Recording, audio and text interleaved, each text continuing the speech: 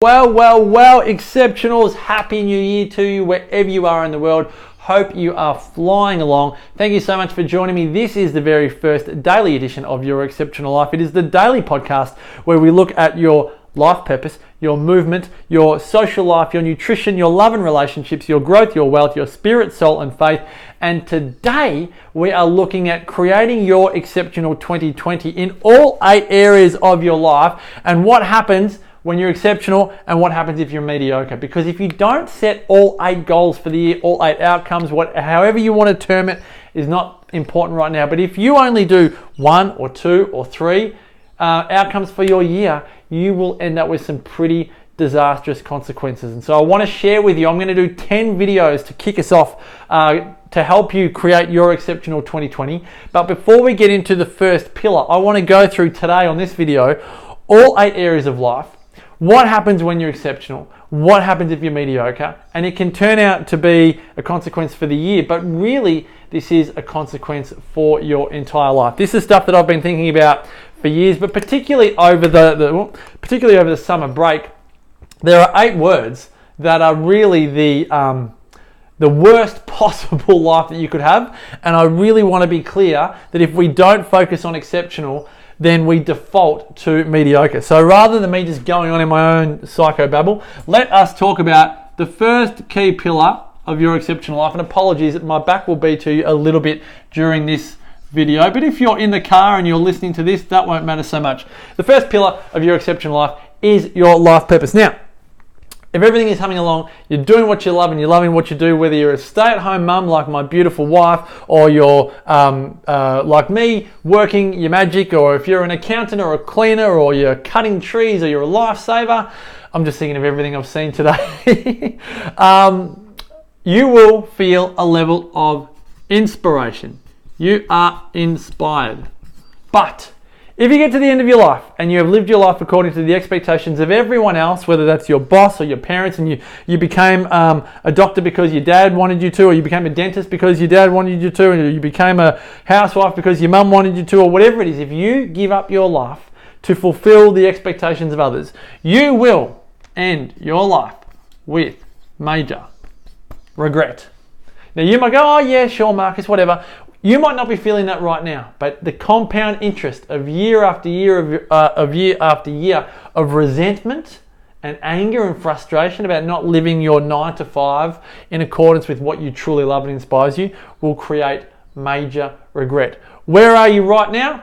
Your outcome for 2020 is to live here. Let's move on to movement. I'm going to skip through this because if I don't, this is just an introduction to for those of you that are new to this. If I don't go through this quickly, we'll be here all day. And Instagram TV only gives me 15 minutes. Movement. If you are really loving your movement, you don't have to be a raging exerciser, but if you're loving your movement, you feel strong, you feel supple, you feel flexible, you will feel a high degree of vitality. Vitality is a great way to describe it. You can ask yourself right now, how vital or vitalistic do you feel? But as you may have heard me talk about before, if you are one that makes movement a lifestyle chore rather than a lifestyle choice, it's something you feel like you have to do or you should do or you ought to do, but it's not something that you love to do, then 42% of all dementia is a result of people that are sufficiently physically inactive. They are inactive. All you need to do to be sufficiently physically active is move for 30 minutes a day. So if you don't move regularly, you will end up demented, or 42% of people that don't make movement a lifestyle choice will end up demented. So, vitality or demented. I know it's brutal, but where are you right now? What path are you going down? That's probably the most important. Hopefully you're not watching this demented, but where are you right now? What path are you going down? Very, very important. I should actually mention, because I've got a little note here, if you're going, Marcus, you're moving too quickly, this is all so much, I'm on holidays, what are you doing to me? If you go to marcuspearce.com.au/2020, you will get this video and the other 9 videos sent to you each day. So you don't have to go at my crazy pace and do it once. You can do this at your own pace and you can have the videos for life and you can do it that way. So a note for you. Third pillar, social. Social life. If you have a great social life, you are in engaged with humanity. You're so social, your phone's engaged, but really you're engaged with the world, you're present, you're talking, you're all the rest of it. If you aren't socially engaged, you are highly, highly likely in your older age to be depressed. Social isolation is one of the biggest causes of depression. Now, you could be 25 and depressed and socially isolated. You could be 75 depressed and socially isolated. If you're 95 in a nursing home, no one comes to visit you, and you're in four walls and not much else, you are highly likely to be socially isolated and depressed. What I ask you right now is, if you're on social media and you're doing everything that is antisocial, are you going down this path? Maybe. If not, and you're loving being around humanity, then no doubt you are engaged. Now, if your nutrition is exceptional, not that you are like anally on the one diet all the time and you are very hard and fast, that's not what exceptional nutrition is. Exceptional nutrition is an art, but rather than defining that right now, if you are exceptionally nutritionized, whatever that word is, nutritional, you will feel a level of energy. I'm going to call it energized. If you are feeling mediocre in your nutrition, you are going down a path of disease.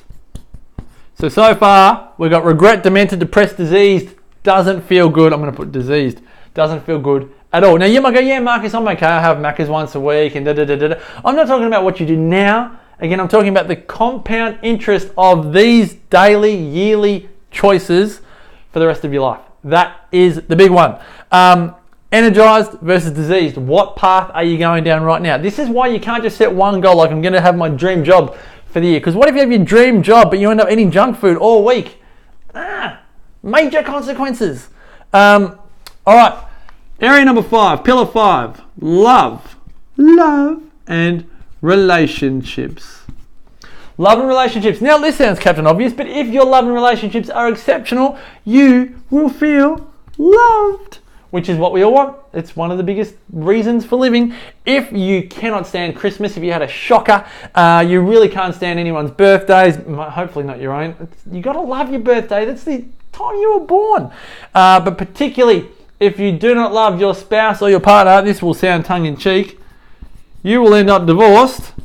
Now, in the old days, people weren't legally divorced, but they were divorced under the same roof. You might be watching this feeling emotionally and mentally divorced, but not legally divorced. Let's just be really clear here. When you have that resentment in your relationship, you end up bitter. Bitter energy is not nice. It's bitter. We don't like it. You deserve a whole lot more than being bitter. So maybe if you're looking at your exceptional 2020, I don't care how inspired you are and how socially engaged you are, but if you are bitter in your intimate relationship particularly, that requires a whole lot of work. A lot of work. It's very important work. And it might not be towards a partner, it might be towards parents, or it might be towards a sibling. But you don't want to be bitter. There are massive physical consequences to bitterness. I don't have a problem with divorce. If it was the best thing ever to be divorced, get divorced. As I say, my mum and dad divorcing, best thing they ever did. But you want to feel loved. You want to feel loved. All right. Growth. Area number 6. How am I going for time here, folks? Sorry, I've just got my back turned again. Hey, we're doing okay. Growth. If you are feeling exceptional in your growth, you will feel a level of, of enthusiasm. You'll feel enthusiastic. You'll come home from work and you won't just flick on Netflix to go, what am I going to watch? You might actually be feeling like a history buff and you'll look at something about the war, or you might be looking at love and relationships and you'll watch a documentary on connection, or you might be wanting to learn French, so you pull out your French app or you go to a French class, or you might be wanting to learn an instrument, so a violin teacher comes up, or you just teach yourself the violin. You just feel engaged. You love to travel. You come home from work and you look at travel. Do they still have those magazines about where you want to go? Do you have to do it all online? Anyway, you're enthusiastic. You love to learn. I just love to learn. I love reading books. What am I reading at the moment? How to Make One Hell of a Profit and Still Get to Heaven. Oh, this is a bit of my recent reading. Richest Man in Babylon. Read that for the 3rd time. Just 2 nights sitting. Just the other night. Reading this probably for the third time now. DeMartini's How to Make One Hell of a Profit and Still Get to Heaven. As I'll tell you in a moment or over the coming weeks, wealth is a big part of my year. Having Spencer has definitely opened up or changed my worldviews around wealth, that's for sure. Anyway, what do you love to learn? What are you reading? What are you watching? What podcasts are you listening to? I've got into Jay Shetty's podcast on purpose over the summer. My cousin about 6 months ago recommended it, and Jay Shetty is flying. He's a massive personal growth leader, but his podcasts are great. What do you love to learn? You will feel enthusiastic about the things that you love to learn, not the things that you should learn or ought to learn, the things that you love to learn. If you don't, you will be bored as you know what. Bored. Who wants to be bored? You look at so many people that retire from their work and they've got no hobbies and no enthusiastic interests, and they're bored. They're bored out of their brains. You don't want to set those wheels in motion. If you finish school and you're like, I don't need to learn anything anymore because I've now got a full-time job, seriously, get some hobbies, get stuff that you love to learn, find places you want to travel to, find things you want to watch, immerse yourself in culture, go to the theatre, go to the movies, go to plays, go to the ballet. Culture, growth. What do you love to learn? All right, wealth. As I say, you can't just have one or two goals. That's very messy. Wealth. If you are really, really smart with your money, you will get to the end of your life and feel a level of financial independence. You don't want to be dependent on the government. That's terrible, Muriel.